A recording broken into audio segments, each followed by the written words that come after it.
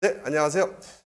오늘 준비한 컨텐츠는 이제 좀 시리즈별로 이렇게 나아갈 거예요. 이 주요 내용은 뭐냐면 이제 브라질이 발전 못하는 이유, 일명 부발못입니다. 제가 이 컨텐츠를 준비하는 이유는 뭐냐면요. 브라질이 정말 발전이 엄청 발전할 수 있는 나라임에도 불구하고 발전을 못하는 이유가 어디에 있을까? 그리고 이것에 대해서 사회적인 공감대가 어느 정도가 되어 있는지 그런 부분들은 좀 살펴서 얘기를 하고자 해요.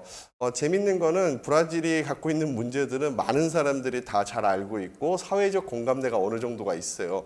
일부 선진국들은 사회에 문제가 있으면 이제 그 주제에 대해서 굉장히 극한의 대립이 있어가지고 사실은 발전을 못하는 건데 브라질은 좀 그렇지는 않아요. 그래가지고 이제 그런 문제들이 뭔지 하나하나 좀 더 디테일하게 들어가서 얘기를 한번 하고자 합니다.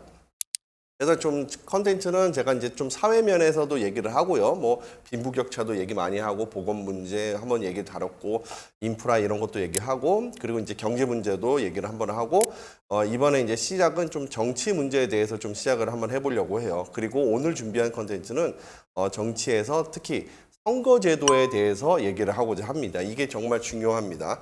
브라질 선거제도가 브라질이 정말 어려운 나라예요. 일단은 브라질이 총 33개의 당이 있습니다. 그리고 브라질은 양원제라고 해가지고 하원의회가 있고 상원의회가 있습니다. 요거 디테일하게 제가 좀 이따가 설명드릴게요. 24개의 당이 하원의회에 있고 그리고 이제 16개의 당이 상원의회에 있습니다. 그러니까 정말 아주 어마어마한 다당제이죠. 그러니까 정부 여당이 혼자서 무언가를 할 수가 없는 거예요. 그러니까 정부 여당이 제1야당, 제2야당 그리고 이제 자기를 지지해주는 정당들과 연합을 하던가 연립정부라고 하죠. 그래가지고 연합을 하던가 아니면 아주 고도의 협치를 통해 가지고 통치를 해 나갈 수 있는 게 브라질 의회 구조입니다. 자, 그래서 오늘 얘기할 거는 부발모 선거제도. 그러니까 왜 이렇게 다당제, 당들이 많고 이 당들이 의회에 많은지 이 부분에 대해서 저희가 한번 하나하나 살펴보도록 하겠습니다.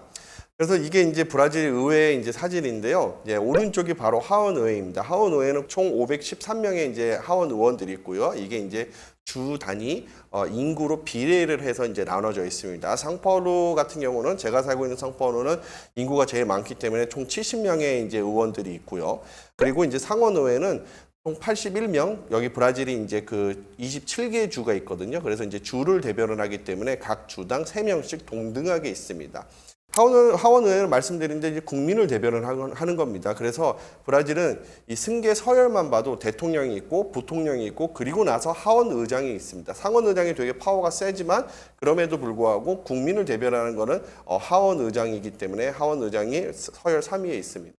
그리고 상원의회는 말씀드린 대로 주를 대변을 합니다. 그렇기 때문에 이제 주의 그 공통된 그런 관심사나 그런 이익을 이제 대변을 하는 거죠. 그리고 일부 이제 청문회도 상원에서만 하고 하원에서는 하지 않고 뭐 이렇게 역할들이 나눠져 있습니다. 요거를 이제 좀 더 쉽게 이해를 할 수 있게 제가 사진들을 몇 개 갖고 왔는데 뭐냐면요. 바로 지지난 정부죠. 지지난 정부 이제 지우마 대통령 그 탄핵될 때요. 이게 어떻게 프로세스가 어떻게 진행이 되냐면 먼저 하원 의장이 탄핵안을 접수를 합니다. 하원 의장이 이거를 접수를 안 하면 탄핵안이 진행이 안 돼요. 의회에서 의원 한 명이 내가 탄핵안을 제출하겠다 해가지고 이게 되는 게 아닙니다. 그래서 탄핵안 접수를 하고 특위 구성하고 특위 구성이 되면 이제 탄핵이 되는 대통령은 변호인단을 선임을 해서 이제 대변을 해가지고 이게 바로 이제 의회 투표로 가는 겁니다. 3분의 2 투표에서 찬성을 받아야지만이 이게 진행이 되는 겁니다. 물론 이제 하원 의원이기 때문에 굉장히 정치적인 그런 판결이죠. 그래서 상원 의원은 조금 다릅니다. 상원 의회는 하원에서 이제 통과가 되면 상원 의회로 가고 똑같이 특위가 구성돼 가지고 이제 변호인단이 대변하고 하는데 이때 디우마 대통령이 이제 직접 나서서 이제 변호를 합니다. 변호인단과 같이 해가지고 그 변호를 하는데 이분이 되게 말을 못하기로 되게 유명해요. 기자회견할 때도 조금 좀 엉성하게 얘기를 하고 뭐 계산도 조금 좀 이상하게 하고 뭐 그래가지고 사람들이 지우마는 되게 말을 못하고 뭐 그럴 거다 하는데 되게 말을 잘해요. 그래서 되게 대변도 잘했고 그래도 오히려 저 사람이 저렇게 말을 잘했는데 왜 기자회견 때 저렇게 말을 못했을까라는 얘기도 나왔었습니다. 뭐 이건 중요한 건 아니고요. 어쨌든 상원의회는 최종 투표가 있는데 총 81명의 이제 상원 의원들이 투표를 하는데 여기서 중요한 점은 뭐냐면 바로 연방 최고 법원장이 이 회의를 주재를 하는 겁니다. 그러니까 굉장히 공정하고 법률 안에서 헌법 안에서 이 판결이 진행된다는 거죠. 그러니까 이제 한국이랑 조금 다른 거는 한국은 의회에서 통과되는 게 이제 한국 헌법재판소가 있기 때문에 헌법재판소에서 되지 않습니까? 여기서는 의원들이 실제로 질문을 하고 변호인단이 대변을 하고 그리고 이제 연방 최고법원장이 이제 이거를 진행을 하는 그렇게 해서 탄핵이 진행이 됩니다. 그리고 결국은 뭐 탄핵안이라는 거는 이제 정치적인 거기 때문에 이제 범죄와 별개로 범죄도 당연히 있지만 범죄와 별개로 이제 정치적인 판결을 받는 거죠.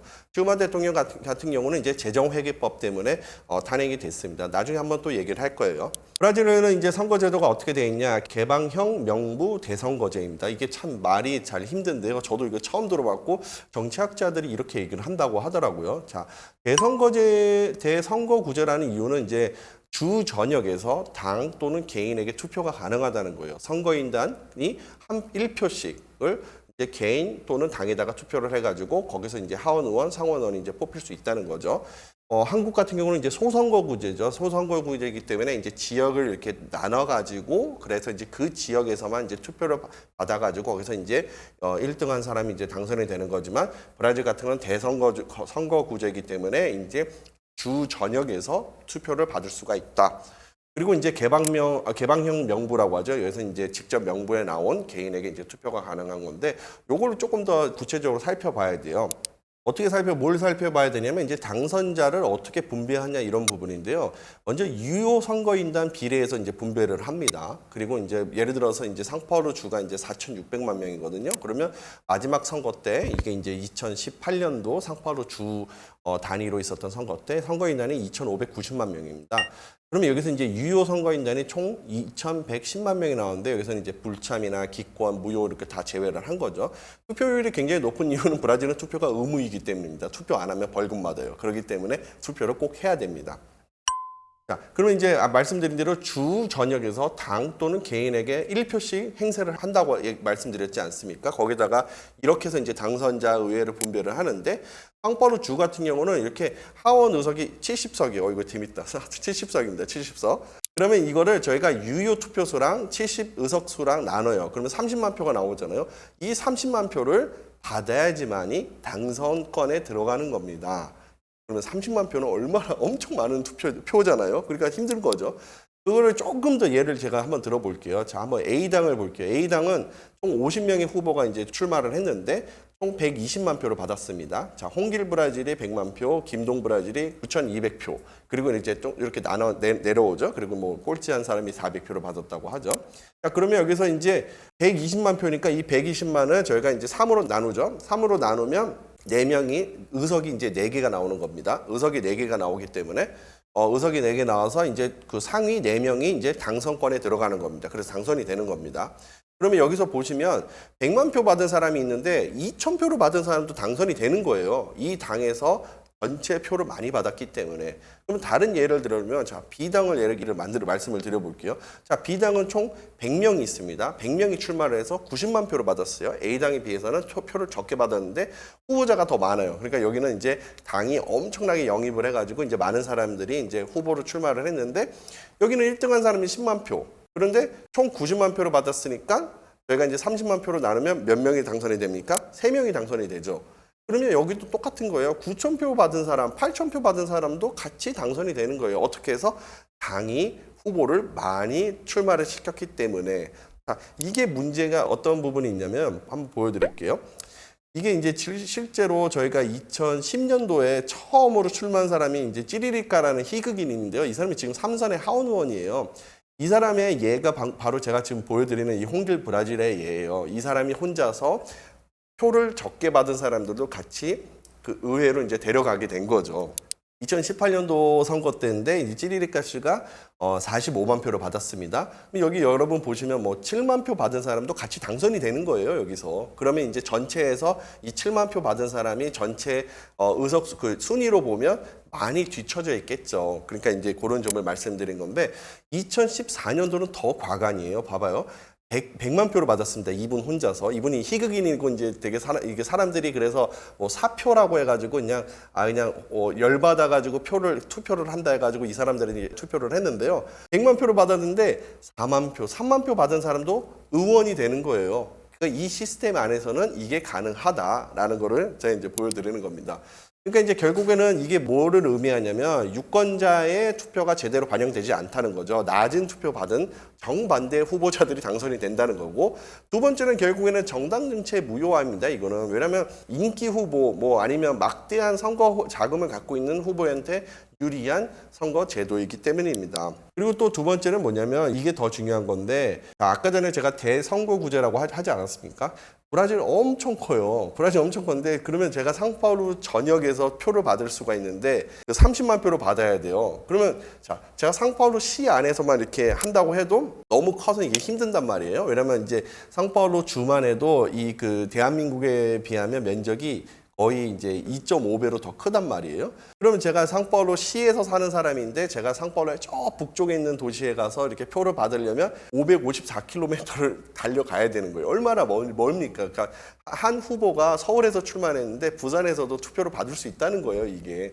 그러면 그러면 내가 혼자서 그 자립으로 내가 받을 수 있느냐? 그 상파울루 시 안에서, 그러니까 뭐 서울시 안에서 30만 표를 받을 수 있느냐라는 거를 이제 가정을 하면 너무 많다는 거죠. 혼자서 자립으로 당선이 되려면. 왜냐하면 상파울루 시 같은 경우는 총 1,233만 명의 인구가 있는데 여기에서 540만 표가 유효 선거인단인데 30만 표가 5.5%예요.